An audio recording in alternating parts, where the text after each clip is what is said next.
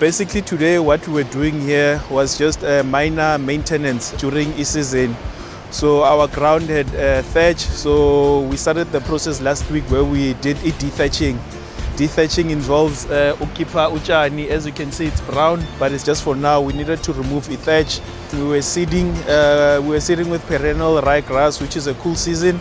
So it's mostly preferable that you do that during this time of the year. Since this was done today, after 7 days, that's where the seed will germinate and you'll start seeing a difference. I think that's where we'll also call the team to come back and see the improvement on the pitch. And then all this we are doing in preparations for the next home game, which is going to be on the 6th of May.